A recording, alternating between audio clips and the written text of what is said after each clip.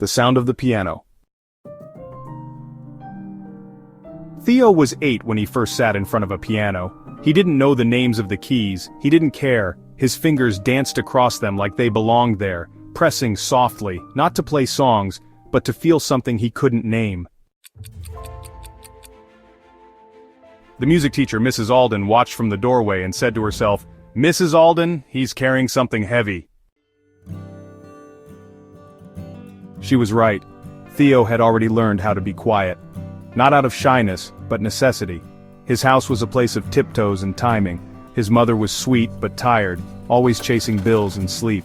His father, when present, was a storm held together by a bottle. Theo didn't bring friends home, he didn't raise his voice. But the piano listened. Remember to like and subscribe.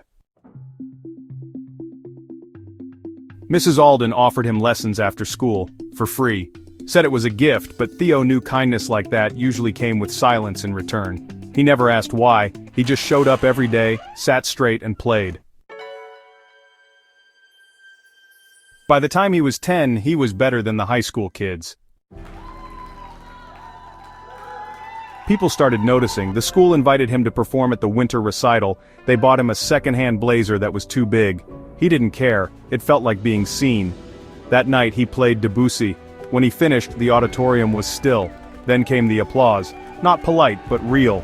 Theo stood, bowed once, and walked off stage to find that his mother hadn't come. She'd promised. But promises were paper thin in his house. He went home and found her asleep on the couch coat, still on fast food bag in her lap. His father wasn't there. Theo stared at them both. Then he walked to his room and didn't cry. Instead, he wrote a piece called Empty Seats. It sounded like snowfall on pavement. By the time Theo was 14, music was no longer just a gift. It was survival. He practiced in the mornings, studied during lunch, worked part-time at the library after school to help with rent. He didn't complain. He didn't ask for anything. But he felt the edges of himself fraying. Loneliness has a way of doing that. Slow, like water wearing down stone. One day Mrs. Alden handed him a sealed envelope. "Mrs. Alden, a scholarship, full ride, New York Conservatory for Youth. They want you." Theo stared at her. "Theo, but who would take care of Mom?" "Mrs. Alden, she wants you to go." "Theo, did she say that?" Mrs. Alden didn't answer. Theo didn't sleep that night. He played the same 4 notes over and over until they didn't sound like music anymore. He watched his mother through the cracked door, curled on the couch with the TV flickering. Her face looked older than it used to, more tired, more hollow, more... He didn't go. He told the conservatory no, said he had responsibilities, said it wasn't the right time. Mrs. Alden cried.